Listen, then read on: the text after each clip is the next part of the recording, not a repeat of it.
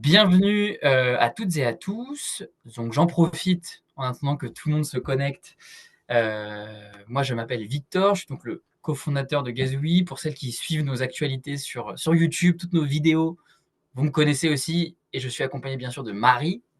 Très rapidement, avant de démarrer, je vais vous faire, un petit retour sur qui on est Gazooey, histoire que vous puissiez savoir qui on est et pourquoi on le fait. Nous, Gazooey, c'est très simple. On est un organisme de formation et qui est spécialisé sur ce qu'on appelle la VAE, la validation des acquis de l'expérience.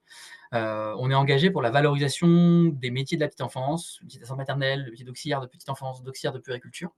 Et donc, on fait ces petits ateliers au quotidien parce qu'on pense que ça permet de se former simplement, financièrement, gratuitement, donc c'est beaucoup plus simple aussi, et de façon beaucoup plus flexible. Voilà, en 1 heure, on n'a pas besoin forcément de 10 heures, de 20 heures, de 50 heures pour se former sur certaines choses. Et donc, l'objectif de cet atelier, c'est de vous permettre de découvrir des thématiques toutes plus larges les unes que les autres, grâce à Marie, et de pouvoir vous permettre de démarrer un peu, de creuser des petits sujets. Si à l'issue de cet atelier, vous avez des sujets qui vous plaisent, et bah, sachez que pour tous ces ateliers, on a aussi des formations qui sont en lien. Et ce n'est pas forcément des formations qui sont faites par Gazooey, mais vous avez plein d'autres organismes qui peuvent faire des formations sur les sujets. Donc c'est aussi pour ça qu'on fait des ateliers, pour pouvoir faire découvrir toutes ces thématiques.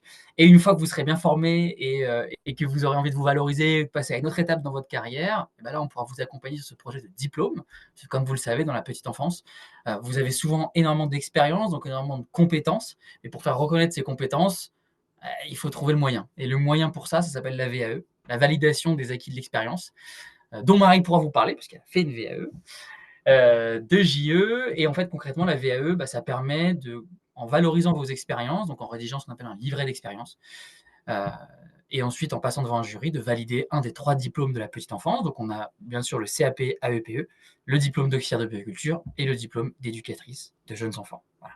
3 diplômes, sachant que éducatrice de jeunes enfants, c'est vraiment le top du top. Eh bien, merci beaucoup, Victor. Eh bien, bonjour, à tous et à toutes. Je vous souhaite, une très bonne année 2025, hein, avec, tous vos projets de formation, peut-être de diplôme. J'imagine qu'il y a plusieurs, personnes qui sont en formation, avec Gazooey, pour avoir un diplôme qui sont là aujourd'hui. Donc, j'espère de tout cœur, une réussite, pour vos diplômes.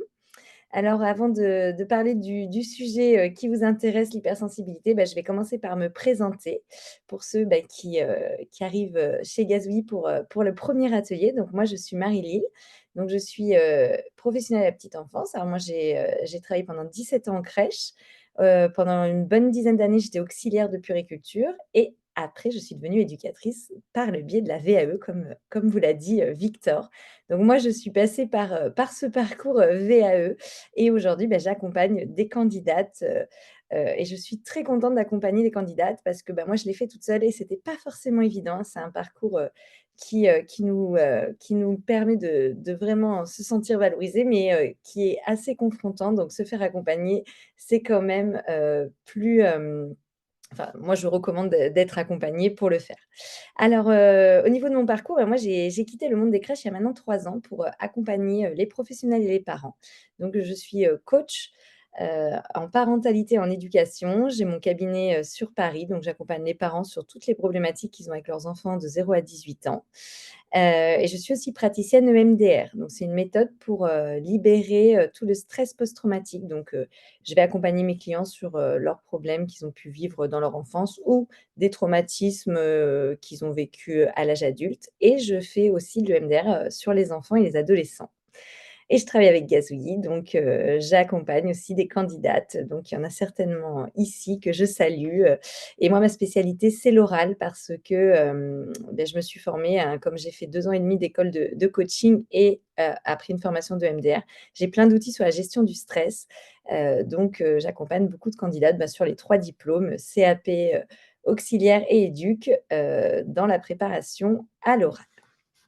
Alors, on va parler du sujet, un super sujet, hein, pour la rentrée, pour partir sur des bonnes résolutions, la sensibilité et la maîtrise émotionnelle face aux enfants. Donc on va parler, en détail, de l'hypersensibilité et j'imagine que si vous êtes là, c'est que vous êtes déjà posé la question sur cette grande sensibilité que vous avez. Est-ce que c'est de l'hypersensibilité ou pas? Donc on va voir un petit peu plus en détail, les caractéristiques. Donc déjà, qu'est-ce que c'est que l'hypersensibilité? L'impact de la sensibilité sur le quotidien avec les enfants, donc il peut avoir un impact hyper positif, mais aussi, des vrais enjeux parce que parfois, on peut être une éponge émotionnelle et donc du coup, ça peut être très difficile le quotidien quand, on n'arrive pas à accueillir et à comprendre sa sensibilité. Du coup, on va parler après des déclencheurs. Donc il y a différents types de déclencheurs. On va faire des petits exercices, je vais vous proposer des petits exercices pour, que vous puissiez, mieux comprendre vos déclencheurs et vos facteurs. On va parler aussi, toujours d'outils concrets à la fin pour mieux gérer les émotions. Donc qu'est-ce qu'on fait dans différentes situations concrètes, pour arriver à, mieux se positionner quand on a une grande sensibilité. Donc chez Gazouillis, c'est toujours une partie théorique et une partie pratico-pratique. Du coup, c'est parti pour cet atelier, qui va durer 1 heure. Alors, on va commencer par une définition. Qu'est-ce que l'hypersensibilité? Donc l'hypersensibilité, on associe ça à un trait de personnalité, hein. C'est pas un trouble. Il y a des gens qui peuvent parler de trouble, mais c'est vraiment un trait de personnalité. C'est notre façon d'être au monde, qui va caractériser notre émotion nos réactions émotionnelles, pardon, et notre sensorialité. Donc on va avoir, une sensorialité qui va être plus intense que la moyenne. On parle, des personnes hypersensibles, on dit qu'elles vont ressentir les choses intensément, particulièrement les émotions, mais c'est surtout le monde qui les entoure. En fait, les personnes hypersensibles, elles vont percevoir tout ce qui va être stimuli sensoriels et parfois on confond hypersensibilité et hyperémotivité. Hyperémotivité, ça veut dire je réagis avec toutes mes émotions sont exacerbées. Donc ça veut dire que dès que je suis triste, je suis très triste et je pleure. Dès que je suis heureux, je suis très heureux et je vais crier de joie.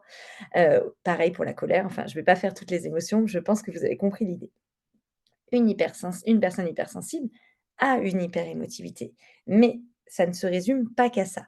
Surtout que beaucoup de personnes hypersensibles, heu, ont bloqué certaines émotions. Car en fait, l'hypersensible vit tellement intensément, à l'intérieur de soi les émotions que souvent, pour se protéger et parce qu'il n'y a pas forcément eu des parents qui pouvaient accueillir ces émotions, la personne hypersensible a mis, le couvercle sur ses émotions et du coup n'arrive plus à les ressentir. Donc parfois, vous avez des personnes dans votre entourage ou même vous, hein, sentez qu'il y a une grande sensibilité, une grande empathie, une grande connexion à l'autre, mais vous n'exprimez pas votre colère, vous n'exprimez pas votre tristesse. Donc tout ça est enfoui à l'intérieur. Donc l'hypersensibilité est en lien avec l'hyperémotivité, mais on peut être hypersensible sans être hyperémotif. Parce qu'on va le vivre, mais on le sait qu'en interne, il se passe quelque chose de très, très fort. Souvent, ça peut être des personnes qui sont très anxieuses. Donc on va aller voir les caractéristiques vraiment, sur l'hypersensibilité. Alors, les caractéristiques principaux. Donc, le premier, c'est une hyperstimulation sensorielle. On va avoir une réaction qui va être plus forte que des personnes, on va dire, hyposensibles, hein, qui ont une sensibilité que je qualifie de normale. Donc, c'est des réactions qui vont être plus fortes. On va ressentir plus intensément la joie, la tristesse ou la colère. Mais c'est pas parce qu'on la ressent qu'on va l'exprimer. Donc, c'est surtout un ressenti en interne. Et on va avoir aussi une empathie qui va être plus accrue. On va ressentir fortement les réactions des autres.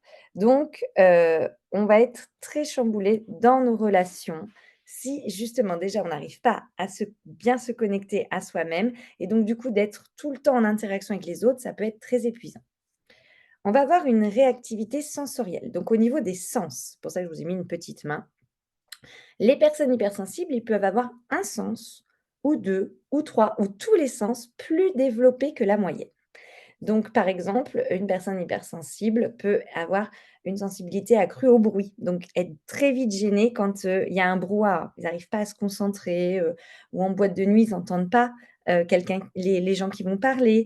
Dans un groupe d'enfants, ils vont pas, pouvoir percevoir d'où viennent les pleurs. Donc voilà, quand il y a trop de bruit, ils sont perturbés. Ils vont être sensibles aussi à la lumière, ou d'autres personnes qui vont être sensibles à certaines textures. Donc ça, c'est intéressant quand on a une sensibilité à un ou 2 sens, c'est vraiment d'aller chercher quels sont les sens, qui sont, vraiment, qui me donnent des réactions intenses pour savoir, comment, réagir en fonction de ces sens. Moi, par exemple, je suis très sensible à la lumière et au bruit.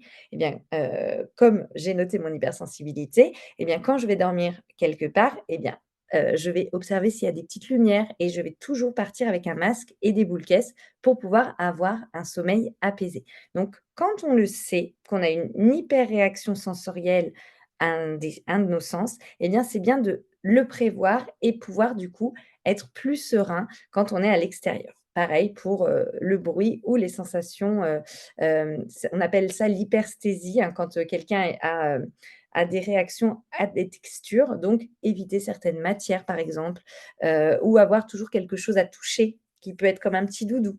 Donc voilà, ça c'est vraiment, quelque chose de très caractéristique sur les hypersensibles, c'est les sens. Les personnes hypersensibles ont aussi une grande richesse intérieure. Donc, ce sont des personnes qui vont avoir, une bonne créativité et une profondeur de réflexion. Ils vont avoir tendance à tout analyser et ils vont analyser longuement les situations. Toute la nuit, par exemple. Ils vont tout ressasser, repenser à tout ce qui s'est passé, tout ce qui s'est dit, pour rechercher du sens dans les interactions, dans les différentes situations.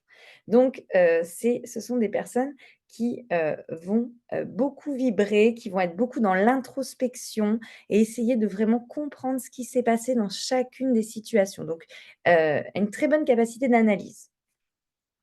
Et par contre, en contrepartie, une très grande vulnérabilité au stress et à la fatigue. Donc, les hypersensibles sont très vite dans la surstimulation, au niveau des sens, au niveau émotionnel et au niveau des analyses qu'ils font parce qu'ils sont en interaction avec les autres.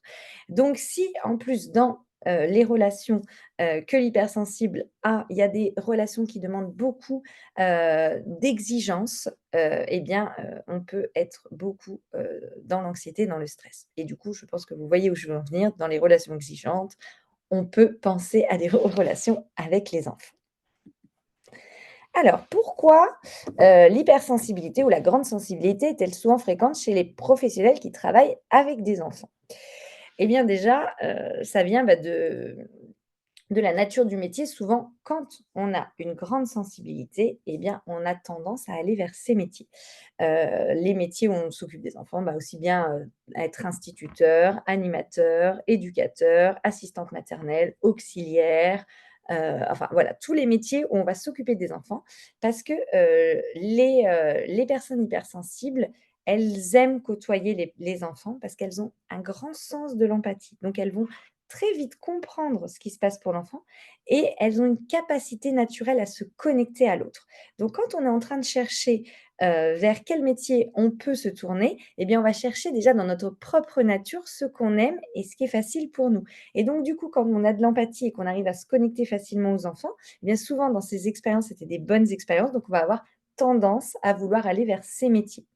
Et du coup, les métiers où on s'occupe des enfants, ça demande une présence émotionnelle constante pour vraiment pouvoir comprendre et répondre aux besoins des enfants. Et quand on a cette nature en étant hypersensible, eh bien, on peut facilement aller vers ces métiers. Donc, ce sont des métiers où l'environnement émotionnel, il est très riche, hein. Les enfants, ils sont très vivants, ils sont spontanés, ils sont imprévisibles, ils sont sans filtre. Donc ça amplifie les stimuli émotionnels et ça, c'est très important pour l'hypersensible. Un hypersensible qui va s'enfermer dans un bureau, faire de la comptabilité ou dans un open space où chacun est derrière son ordinateur, il va pas vibrer, il va pas se sentir, vraiment à sa place. Il a besoin d'un environnement riche où il va pouvoir développer sa créativité, être en relation avec les autres. L'hypersensible est aussi en recherche de sens constant. Avoir une grande sensibilité, ça amène de grands questionnements. Donc on a une forte quête de sens et on veut contribuer de manière positive au monde. On veut se sentir utile. Donc un métier d'humain et un métier avec des enfants, on a vraiment ce sentiment-là et on peut se dire qu'on va, contribuer à l'avenir de demain. On va construire un monde meilleur pour offrir un bel avenir aux enfants. Et les personnes qui travaillent avec les enfants ont souvent aussi une grande sensibilité à la reconnaissance et au feedback. Et malheureusement, dans les métiers humains, on est parfois peu valorisé. Souvent, on peut ressentir, des critiques, hein, de la part, des équipes, des parents, des enfants, et on va être très, très sensible au feedback. Donc, ce genre de métier, eh bien, on va avoir beaucoup de remises en question et du coup, on peut vivre beaucoup de stress. Donc, on va voir un petit peu les défis émotionnels, que, les professionnels de la petite enfance peuvent ressentir, face à leur hypersensibilité et à leur métier avec les enfants. Donc les principaux défis, alors il y en a d'autres, mais bon, je vous ai mis vraiment, ceux que je pense vous avez pu ou vous rencontrez toujours aujourd'hui dans votre quotidien. Donc c'est déjà une surcharge émotionnelle avec, l'empathie qui est accrue, donc une empathie énorme. Les hypersensibles, on l'a déjà dit à la slide d'avant, ils comprennent intuitivement les émotions des enfants. Donc il y a même pas besoin que les enfants les expriment. Naturellement, la personne hypersensible va comprendre ce que veut l'enfant. Du coup, ils peuvent absorber plus facilement les émotions et ça peut provoquer facilement un épuisement émotionnel. Ensuite, il y a la pression liée à la responsabilité, le perfectionnisme et la culpabilité. Beau mélange, hein. Donc la pression liée à la responsabilité, c'est que, comme l'hypersensible va être toujours à la recherche de sens, il va se sentir d'une mission. Il analyse et il va prendre à cœur son travail. Donc, il va prendre à cœur toutes les responsabilités et toutes les missions qu'il va faire dans la journée. Et du coup, c'est souvent des personnes qui sont investies, très investies et parfois déjà ultra investies. Donc, ce sont des candidats idéaux pour le burn-out. Je le rappelle, le burn-out, c'est quand on arrive à un état d'épuisement qui est, plus que psychologique, il devient physique. On n'arrive plus physiquement à travailler ou à s'occuper des enfants. Le burn-out, c'est qu'on est capable d'une grande résistance, on est souvent une éponge émotionnelle et on est très, très bosseur. Du coup, hyper responsable. Donc la pression liée à la responsabilité, au perfectionniste et à la culpabilité, malheureusement, peut amener au burn-out. J'avais animé il y a quelque temps un atelier sur le burn-out professionnel, enfin j'avais fait le parallèle entre le burn-out parental et le burn-out professionnel pour montrer que quand même, ils sont assez liés. Le burn-out, professionnel, c'est, il y a 3 phases dans le burn-out et la deuxième phase, donc la première phase, c'est une grande phase d'épuisement et la deuxième phase, ça va être de s'éloigner progressivement, de ne plus avoir de sens. Je vais au travail, mais je n'ai plus l'énergie, l'envie, je ne sais même plus pourquoi je travaille. Et la différence avec le burn-out parental, c'est je vais m'éloigner de la zone de stress. Donc je vais m'éloigner émotionnellement de mes enfants et je vais m'en occuper de manière mécanique. Et donc du coup, quand on est professionnel de petite enfance, bien, on va s'éloigner mécaniquement et on va pas s'éloigner mécaniquement, on va s'éloigner plus, psychologiquement et on va faire les choses mécaniquement. Donc les 2 sont assez liés, n'hésitez pas si, vous sentez que, voilà, vous êtes dans une pression liée à la responsabilité et que le burn-out vous guette, de vous faire accompagner, c'est très, très important. La gestion des crises et des comportements difficiles des enfants. Ça, c'est vraiment, aussi un énorme défi. Souvent en tant qu'hypersensible, ben, peut avoir des réactions on va avoir des réactions qui peuvent être assez fortes et parfois, on va réagir de manière excessive à cause du niveau de cortisol, donc du niveau de stress et on peut avoir des comportements qui vont être délétères et qui vont avoir tendance à déstabiliser les enfants. Donc, les personnes très sensibles qui vont beaucoup écouter, beaucoup s'adapter, beaucoup accompagner les enfants, parfois peuvent basculer dans l'autoritarisme parce que, ben, elles n'arrivent plus à gérer toutes les émotions autour d'elles. Et du coup, moi, ça m'est déjà arrivé, hein, tout en début de ma carrière, où je n'arrivais pas, ben, par rapport au dernier, à poser des limites et donc du coup, par moment, eh bien, je basculais dans l'autoritarisme avec un regard très dur et je faisais peur aux enfants. Je vous rassure, ça a duré, moins de 6 mois où je me suis vraiment tout de suite remis en question et où j'ai fait beaucoup de formations pour justement ne plus rentrer dans ce schéma. Et moi, c'est ce que je vois en coaching parental où beaucoup de parents très bienveillants basculent parce qu'ils n'arrivent plus à gérer les comportements difficiles. Et le dernier défi, ça va être les difficultés à poser des limites. Et bien souvent, quand on est hypersensible, eh bien on a peur de blesser, de frustrer l'autre, de frustrer l'enfant. Donc on peut hésiter à fixer des règles ou on peut hésiter à appliquer la conséquence qu'on avait expliquée. Quand on va donner une sanction, si par exemple, personne, n'aide pour le rangement, je ne vais pas sortir d'autres jeux et finalement on sort quand même les autres jeux parce que voilà, on n'ose pas et donc du coup ça n'apprend pas à l'enfant à ranger, à coopérer et du coup, on n'arrive pas à poser nos limites.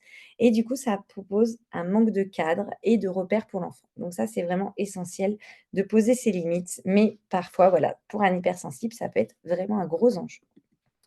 Alors maintenant, on va quand même parler des impacts positifs parce que heureusement, il y en a de d'être hypersensible et de travailler auprès des enfants.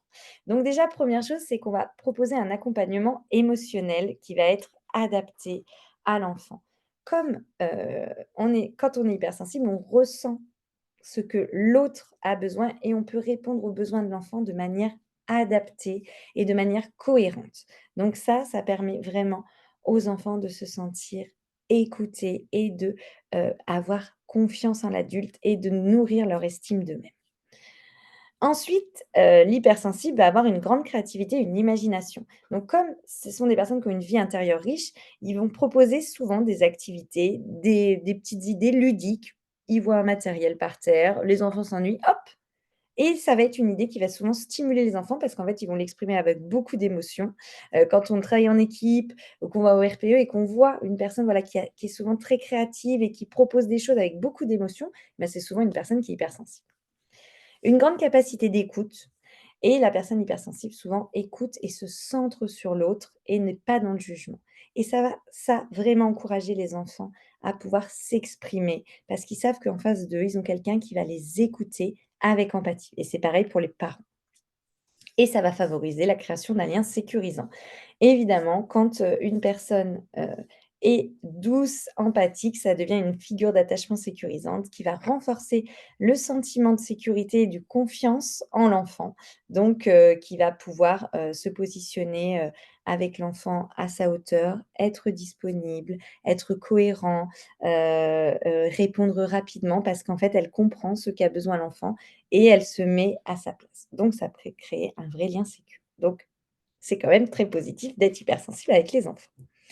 Maintenant, c'est juste apprendre à gérer les déclencheurs. Donc, on va parler de l'hypersensibilité et de comment les réactions émotionnelles se créent. Donc, il est crucial de bien comprendre son hypersensibilité.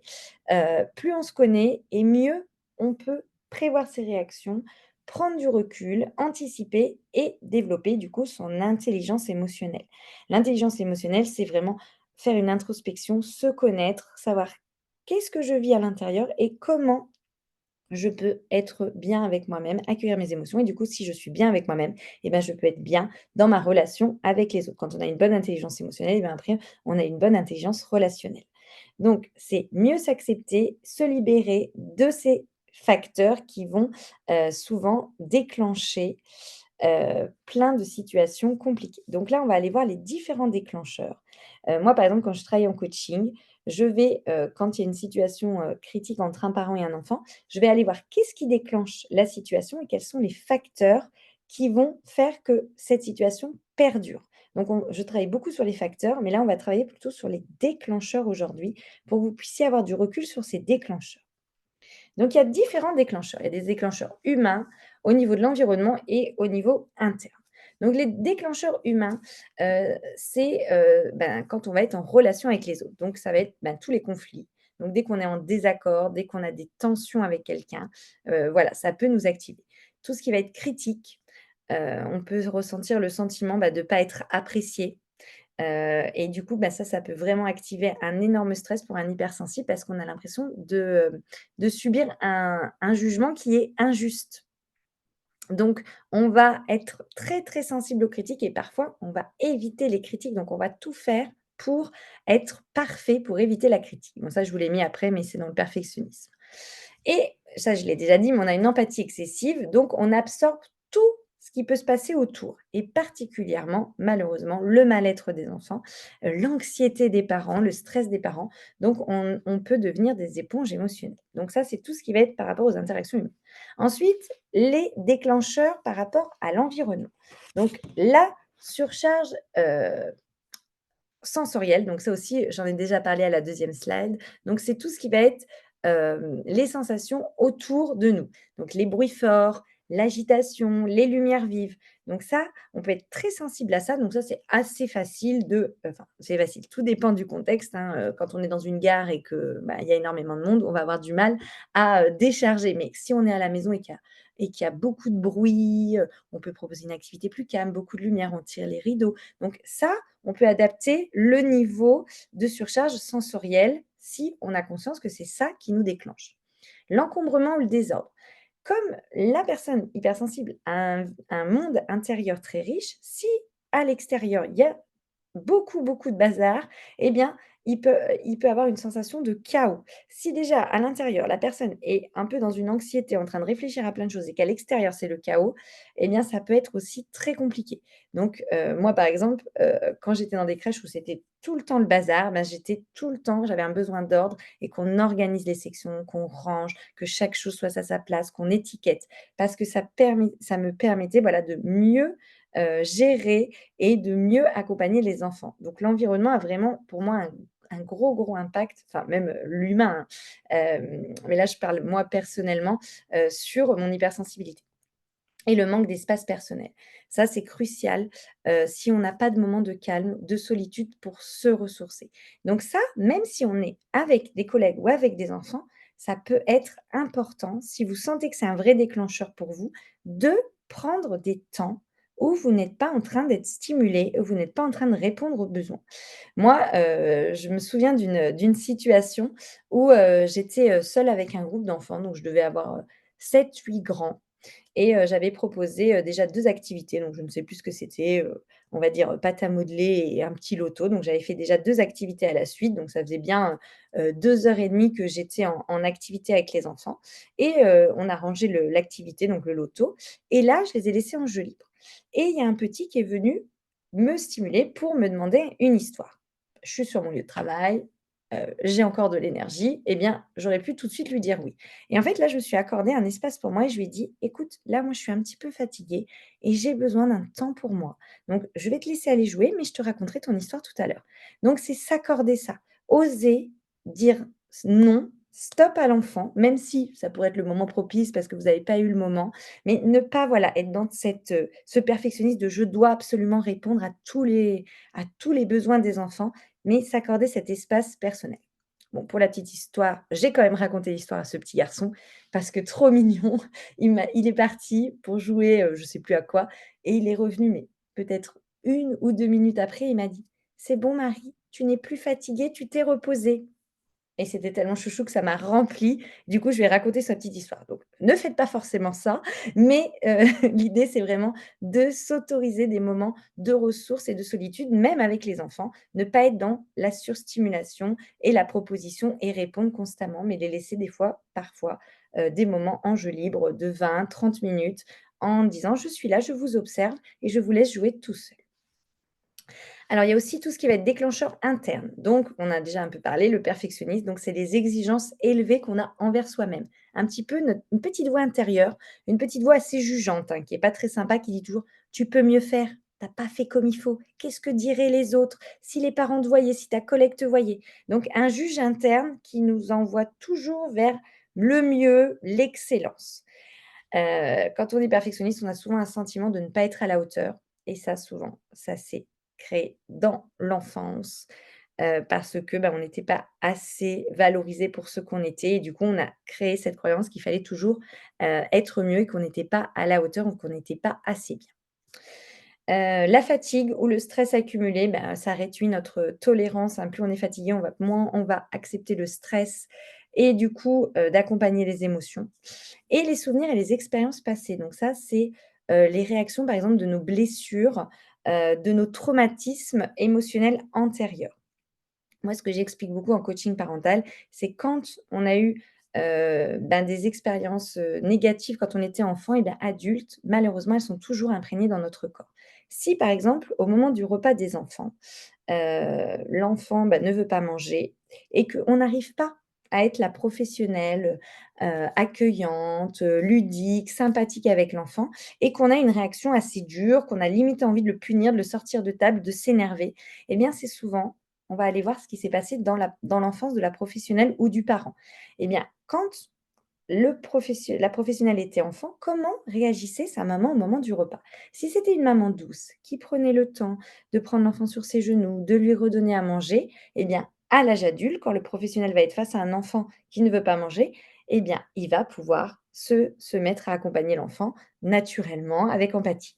Par contre, si, quand le professionnel, était enfant, sa maman avait tendance à, le gronder, lui resservir le repas au goûter, heu, enfin, vous voyez, enfin, plein de stress et bien, du coup, à l'âge adulte, l'adulte, quand l'enfant ne mange pas et bien, en fait, il y a encore tout ce stress qui revient et il n'arrive pas à accompagner l'enfant correctement. Donc souvent, les souvenirs et les expériences du passé font pas qu'on est un mauvais parent ou un mauvais professionnel, c'est qu'on est un professionnel au cerveau abîmé par le stress de ce qu'on a vécu enfant. Et ça, il y a plein de méthodes pour libérer tout ça, des méthodes corporelles, dont l'EMDR. Alors voilà pour les déclencheurs. Donc maintenant, on va voir un petit exercice d'auto-évaluation pour arriver à mieux connaître vos déclencheurs. Donc ça, je vais vous inviter à prendre en photo la slide pour pouvoir le refaire chez vous. Là, je vais vous expliquer ce que vous pouvez faire. Donc c'est déjà prendre du recul et aller réfléchir dans quelle situation vous allez avoir des réactions émotionnelles les plus intenses. Donc, vous pouvez tenir un petit journal et vous allez noter dans ce journal en fin de journée, aujourd'hui, à quel moment je me suis énervée, quel était le moment de la journée, quel jour c'était, quel était le contexte, combien il y avait d'enfants, qui était là, qu'est-ce qui s'est produit, comment les enfants ont réagi, moi, qu'est-ce que j'ai dit. Donc de vraiment se recentrer et de prendre du recul sur la situation et de se recentrer sur soi et de noter les ressentis associés à la situation. Donc ça, c'est les signaux d'alerte, c'est-à-dire se recentrer sur son corps. Donc se recentrer sur son corps, c'est écouter ces tensions corporelles. Est-ce que ma respiration était rapide? Est-ce que j'avais une boule au ventre? Est-ce que j'avais la gorge serrée?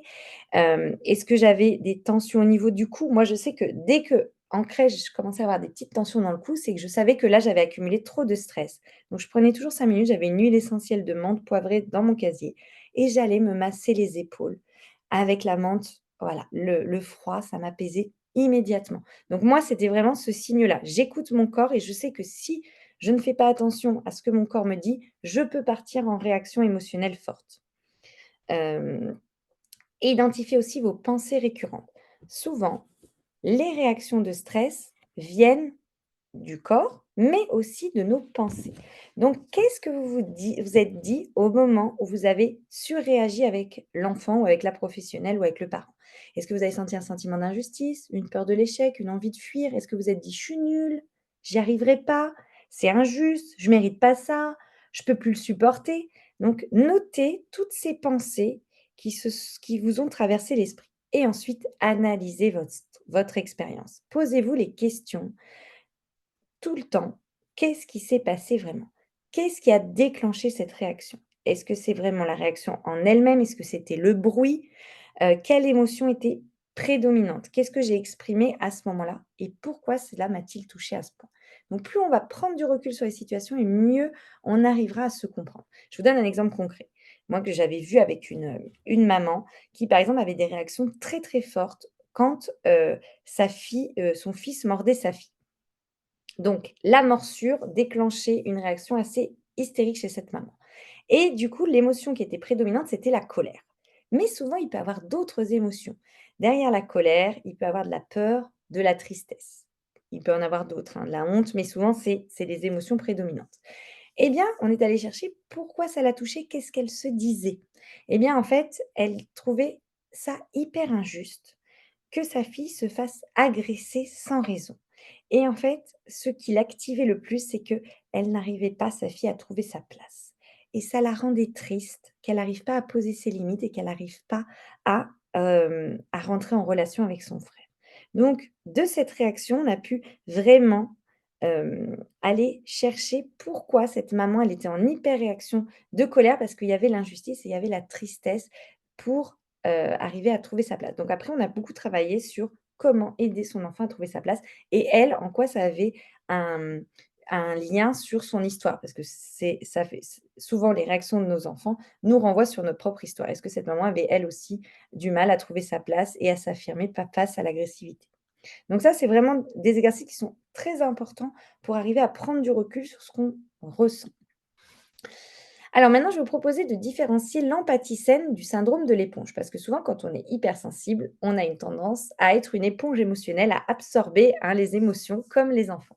Donc l'empathie saine, ça va être de ressentir les émotions des autres tout en maintenant une distance émotionnelle. C'est-à-dire qu'on va comprendre la douleur, on va comprendre ce qui se passe pour l'autre, mais on va pas la vivre dans son corps. On va identifier l'émotion de l'autre, on va percevoir qu'est-ce qu'il vit, mais on va pas confondre avec soi. On n'est pas submergé. On a une distance émotionnelle. On peut rester centré sur la personne, l'écouter, tout en restant en maîtrise et en contrôle de ses propres émotions.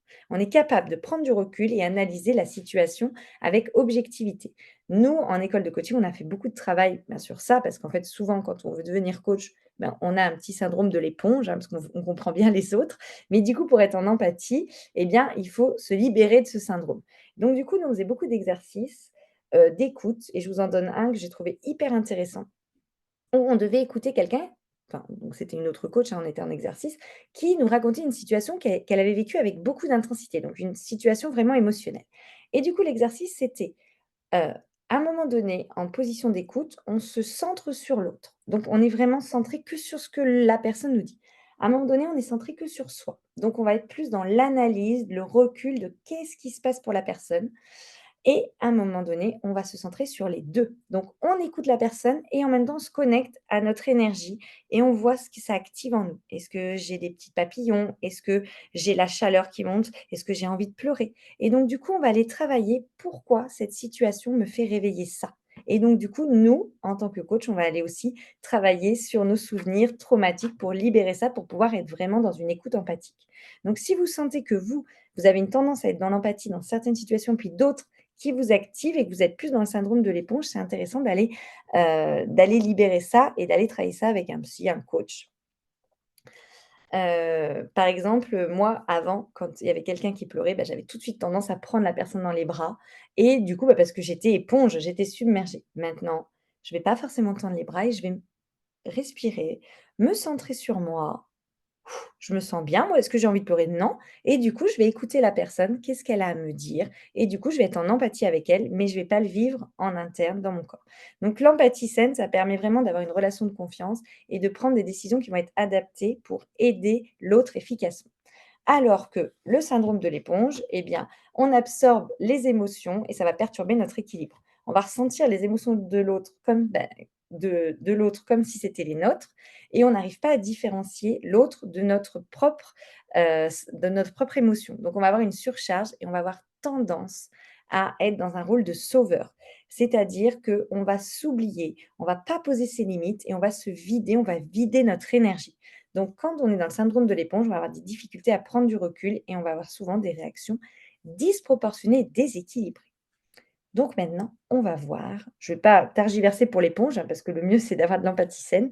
On va voir comment éviter d'être dans cette éponge. Donc ça, c'est des petites astuces que vous connaissez certainement, mais que je rappelle parce que souvent, en tant qu'hypersensible, on a du mal à prendre soin de soi.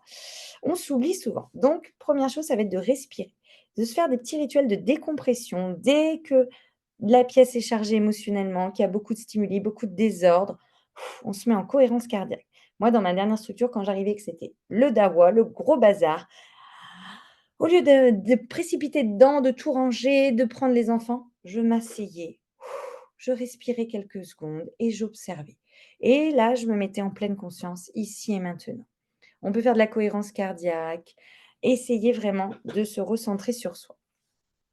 Ne pas oublier d'avoir des temps de pause, de se retrouver au calme quand les enfants dorment. On ne va pas préparer forcément des activités, on ne va pas forcément s'activer, on va vraiment s'accorder 20-30 minutes pour soi. On se pose, on s'allonge dans son canapé, on se met une petite série, on se vide la tête, on va essayer de ne pas avoir de stimuli et on va limiter la charge. On crée des moments de solitude, ça c'est hyper important. Des moments de pleine conscience aussi. Donc ça, c'est vraiment très important de s'ancrer dans le sol, d'être ici et maintenant et de se sentir puissant, relié à la terre. Moi, quand par exemple, je vais faire, des EMDR à des personnes qui ont été, traumatisées, je peux leur faire, un petit lieu sûr où je vais les réancrer sur l'ici et maintenant, les faire se sentir présents dans le lieu, dans le corps, sur les recentrer sur ce qu'ils vivent à l'instant T. Donc ça, c'est hyper important quand on sent qu'on peut perdre pied, on respire et on se recentre sur son corps. De faire des activités ressourçantes, c'est essentiel, de marcher, de méditer, de faire de l'auto-hypnose, de faire de la lecture ou plein d'exercices corporels, du sport qui va permettre de libérer le stress, le niveau de cortisol. Écrire, ça libère les émotions. Ça permet de prendre la hauteur et de sortir ses ruminations. Quand on n'arrive pas à exprimer ses ruminations, qu'on n'a personne, eh bien c'est très important de les écrire. Au moins, en écrivant, donc c'est pour ça que je vous proposais ce petit exercice juste avant, eh bien, vous allez prendre du recul sur vos déclencheurs, sur, les émotions et sur vos pensées récurrentes et avoir une communication assertive. Je ne sais pas si vous avez participé à l'atelier, j'ai animé un atelier en novembre ou en décembre sur ce sujet, donc c'est exprimer son point de vue, de manière constructive en mettant ses limites. Donc c'est vraiment énoncer ses limites avec bienveillance et fermeté. Donc plus on va, avoir conscience de ses limites et les donner et moins on sera dans, une éponge émotionnelle. Alors, je vais vous proposer, 5 minutes, de visualisation guidée pour poser, pardon, une barrière émotionnelle. Je vais vous inviter à fermer les yeux quelques instants ou juste à baisser les yeux. Fermez les yeux et prenez une grande respiration profonde. Vous allez inspirer par le nez. Retenez un instant votre souffle et expirez lentement par la bouche. Et vous allez, en expirant, visualiser un lieu calme et sécurisant. Cela peut être une plage ensoleillée, une forêt paisible, une montagne enneigée ou simplement une pièce lumineuse et confortable dans laquelle vous êtes maintenant. Vous allez vous sentir complètement à l'aise dans cet espace. Vraiment, adossez-vous à votre chaise, relâchez vos muscles et vous allez vous sentir rempli de calme et de paix. Vous êtes en sécurité, soit ici dans cette pièce, soit dans le lieu que vous avez imaginé quelques secondes auparavant. Vous savez que ici, rien de négatif ne peut vous atteindre. Et maintenant, vous allez imaginer que dans cet espace, une barrière douce et lumineuse commence à se former autour de vous. Cette barrière, ça peut être un mur de lumière dorée ou argentée, ou une couleur qui vous plaît, un voile transparent, ou un bouclier végétal comme une haie de feuillage doux, des fleurs, quelque chose de naturel, mais qui crée tout un bouclier autour de vous. Et vous allez ressentir les effets de ce bouclier. Cette barrière, elle va agir comme un filtre. Elle peut laisser entrer la joie, la bienveillance, toutes les émotions agréables. Mais elle va bloquer les émotions désagréables ou envahissantes. Et chaque fois que vous inspirez, vous renforcez cette barrière avec votre propre énergie. Allez-y, reprenez une grande inspiration et expirez. Et vous sentez cette barrière de plus en plus solide et de plus en plus présente autour de vous. Et vous allez répéter mentalement ou à voix basse ces phrases. Je me protège avec calme et douceur. Allez-y, je me protège avec calme et douceur. Les émotions des autres ne m'envahissent pas, je suis centrée. Les émotions des autres ne m'envahissent pas, je suis centrée. Je suis ancrée dans mon équilibre. Je suis ancrée dans mon équilibre. Sentez votre barrière devenue stable, légère et permanente. Elle est là pour vous accompagner tout au long de la journée, silencieuse mais puissante. Inspirez profondément une dernière fois, puis expirez lentement. Allez-y. Ouvrez doucement les yeux ou relevez le regard. Prenez un instant pour remarquer comment vous vous sentez. Calme, protégé et prête à affronter la journée avec sérénité. n'hésitez pas, du coup, à recréer cette barrière émotionnelle. Moi, quand je suis avec des clients où je sais que ça va être un gros trauma ou qui vont être vraiment dans une grande anxiété, je fais cet exercice de me mettre une barrière émotionnelle, simplement en respirant, en l'imaginant. Personne ne la voit, il n'y a que moi qui la vois, qui sais qu'elle est là, mais ça peut m'aider. Et quand on est hypersensible, on peut avoir une grande imagination et être très sensible à ces visualisations. Donc n'hésitez pas à le refaire. Vous allez certainement recevoir le replay, donc vous pourrez le refaire au calme. Alors, on va voir quelques situations stressantes récurrentes et des réponses émotionnelles qui peuvent être adaptées. Donc, les pleurs des enfants, des remarques des parents, des conflits avec des collègues ou l'agressivité entre enfants. Alors, les pleurs intenses. Quand un enfant pleure intensément, on va d'abord commencer par prendre une grande respiration pour pas être en mode éponge, mais en mode empathie. Et on va montrer son empathie sans se laisser envahir. Je vois que tu es triste, je suis là. Qu'est-ce qui se passe? De quoi tu as besoin? On va vers l'enfant et on va adapter son ton et sa posture. On parle doucement, on se met à sa hauteur et on établit un contact visuel. On évite d'y aller tout d'un coup. Qu'est-ce qui se passe, mon chéri? Non, on est calme, tranquille, on se met à la hauteur d'enfant. Donc ça, c'est vraiment des choses à répéter, à se répéter et à s'entraîner. Donc on peut commencer à le faire avec des petits pleurs. Comme ça, si on s'entraîne déjà avec des petits pleurs, quand les pleurs intenses peuvent arriver, eh bien, on a déjà cette habitude de réagir de manière plus calme. Et on propose une solution. Quand tu te sentiras prêt, on pourra parler ensemble de la situation, on pourra trouver une activité qui te fait du bien. En attendant, je suis là, tu peux t'asseoir à côté de moi, tu peux venir sur tes genoux, tu peux me donner la main. Et on reste tranquille. Donc l'objectif, c'est d'apaiser l'enfant tout en maintenant une distance émotionnelle qui est saine. La remarque des parents. Donc ça, on en a beaucoup parlé en début d'année. J'ai fait plusieurs ateliers sur la relation de confiance avec les parents. N'hésitez pas du coup aussi à regarder les replays si c'est un vrai sujet pour vous. D'écouter attentivement sans interrompre. Ça, c'est vraiment important de laisser la personne aller au bout de ce qu'elle a à nous dire. Et de maintenir une posture ouverte et d'éviter d'être sur la défensive. Donc là, ça va être on respire et on s'ancre sur le sol. On se sent ici et maintenant, on est puissant. Et on va se centrer sur l'autre et on va reformuler pour montrer qu'on a compris. On est dans l'écoute active. Je comprends que vous soyez inquiet. Pouvez-vous me donner plus de détails pour que je comprenne mieux? On se centre sur l'autre, on est dans l'écoute. Et on répond avec assurance et empathie. Merci pour votre retour, c'est important pour moi d'avoir votre avis. Je vais réfléchir à la meilleure manière de prendre cela en compte, de m'adapter, de voir ou d'observer votre enfant. Et on pourra reparler de cette situation. Donc on va créer un espace de dialogue serein, sans prendre pour soi la critique. Donc ça vraiment, il faut s'entraîner. Donc n'hésitez pas à copier les petites phrases, vous les répétez avant de faire les transmissions du matin ou du soir quand vous avez, des parents avec qui vous savez que voilà, ces parents, ils font souvent des remarques où je ne suis pas à l'aise avec eux, eh bien, c'est de l'entraînement, s'entraîner à faire ça. Des conflits avec une collègue, prendre du recul. Si vous sentez qu'il y a une montée d'émotion, on respire et on ne va pas parler tout de suite à la collègue. On s'accorde quelques instants, quelques heures pour réfléchir et choisir le meilleur moment.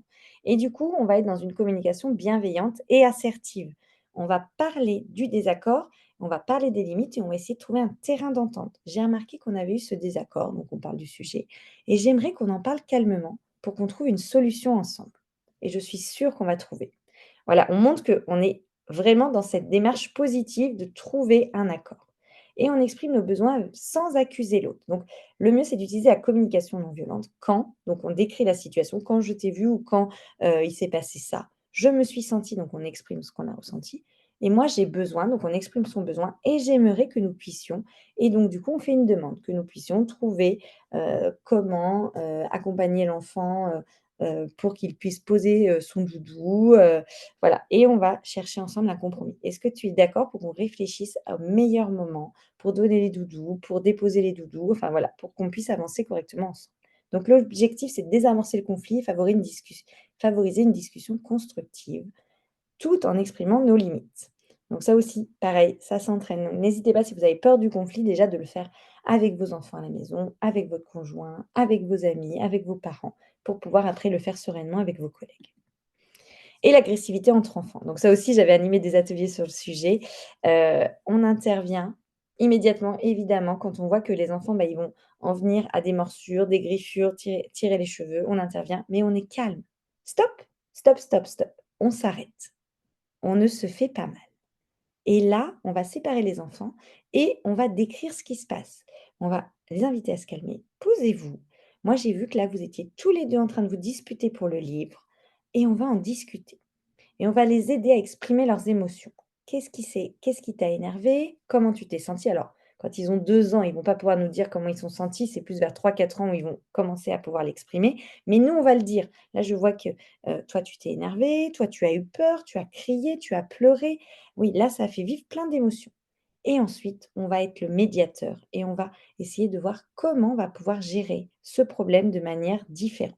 Donc soit c'est moi qui vais partager le jeu, c'est toi qui commences 5 minutes, puis après c'est toi, ou soit je vais venir jouer avec vous et je vais, me positionner entre les 2. Donc l'objectif, c'est d'apprendre à gérer le conflit de manière immédiate, tout en favorisant l'apprentissage des comportements adaptés, donc de donner des compétences relationnelles aux enfants.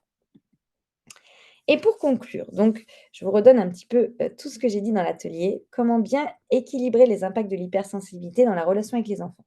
Première chose, c'est d'apprendre à poser les limites, instaurer un cadre clair pour vous et pour les enfants. Évitez d'avoir peur, de les frustrer, de mettre des limites parce que c'est essentiel pour eux, mais aussi pour vous. Développer une distance émotionnelle saine en cas de surcharge, rappelez-vous que vous n'êtes pas responsable de tout le bien-être émotionnel. En fait, vous travaillez en coéducation avec les parents. Donc, on va échanger avec les parents, on va partager la charge émotionnelle. Ce n'est pas que vous qui avez la charge de cet enfant. Donc, vous pouvez aussi vous faire accompagner. Vous pouvez aller avec l'équipe de Gazouille, vous pouvez parler de ce qui se passe pour vous, au RPE, dans vos équipes, à la PMI, n'hésitez pas à aller chercher du soutien émotionnel. Et pour votre bien-être et votre équilibre personnel, mettez en place des rituels de récupération, des moments où vous allez pouvoir recharger vos batteries, faire attention à ajuster votre charge mentale, donc se recentrer sur soi, exprimer ses besoins, faire attention à, demander de l'aide au moment où vous sentez que vous êtes à bout. Donc on n'hésite pas à montrer que, voilà, on se connaît et on sait que là, on ne va pas pouvoir, aller jusqu'au bout de ses ressources, donc on va chercher de l'aide et on apprend à accepter ses limites et à valoriser vos réussites. On va cultiver l'autocompassion. Je prends soin de moi parce que, je veux, continuer à être une bonne professionnelle et bien m'occuper des enfants. Donc l'hypersensibilité, ce n'est pas une faiblesse, c'est un mode de fonctionnement qui peut être différent des personnes qui sont normosensibles, mais c'est aussi une force si elle est comprise, si elle est bien comprise et gérée. Et la clé réside dans l'apprentissage de stratégies pour préserver son énergie émotionnelle et son équilibre tout en utilisant son empathie comme une force. Parce que oui, l'empathie est une merveilleuse force. Et moi qui suis coach en approche empathique, j'en sais quelque chose. Merci encore Marie, merci beaucoup à toutes les participantes et on se retrouve, la semaine prochaine ou plutôt pour les accompagner en VAE et à très bientôt. À bientôt, merci, au revoir.